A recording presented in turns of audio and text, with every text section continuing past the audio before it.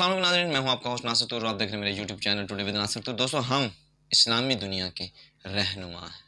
کیا ہم واقعی اسلامی دنیا کے رہنما ہیں؟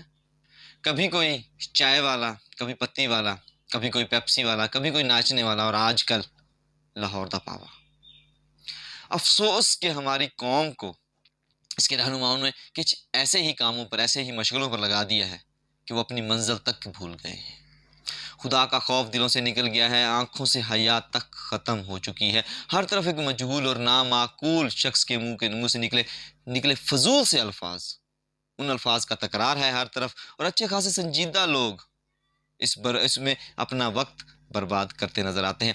کہنے کو تو ہم اسلامی دنیا کے رہنما ہیں، خواہش ہماری یہ ہوتی ہے کہ دنیا ہم سے پوچھ کے منزل طے کرے، کہ منزل کا تعین کرے کہ منزل کیا ہوگی، کیونکہ ہم اسلامی دنیا کے واحد ایٹمی ملک ہیں۔ لیکن سنجیدگی کا عالم یہ ہے کہ پوری قوم کی زبان اور حواس پر ایک ایسا فضول مجہول جملہ جاری ہے، ایسا جملہ جس کے معنی اگر تلاش کیے جائیں تو وہ نامعقولیت سے زیادہ کچھ نہیں ہوگی۔ تکلیف اس امر کی ہے کہ لہو لعاب کی رسیہ اس جہالت کو ہر دوسرے ہفتے ایسی ہی کسی جہالت کی تلاش ہوتی ہے، اور جب یہ جہالت مل جاتی ہے تو سوشل میڈیا سے لے کے پرنٹ میڈیا، الیکٹرانک میڈیا سے لے کے سب اس جہالت کو اپنے ماتھے کا جھومر بنا کر کئی دنوں تک ناچتے پھرتے ہیں۔ اور ایسا شخص کہ جس کی گفتگو کے سبب اس کو چند اچھے لوگوں میں، مہذب لوگوں میں بیٹھنے کی جگہ نہ ملے، اس کا انٹرویو سوشل میڈیا کے علاوہ ٹی وی چینلز پر چل رہا ہوتا ہے۔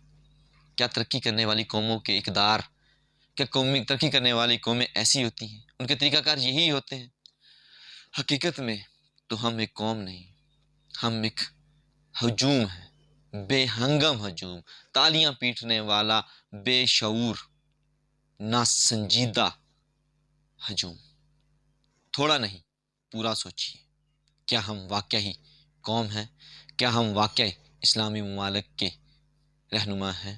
اس حوالے سے اپنی رائے کا اظہار کمنٹ باکس میں ضرور کیجیے گا۔ ملتے ہیں انشاءاللہ نیکسٹ ویڈیو میں، تب تک کے لیے دیجیے اجازت، اپنا اور اپنے پیاروں کا رکھیے گا خیال۔ اللہ نگہبان۔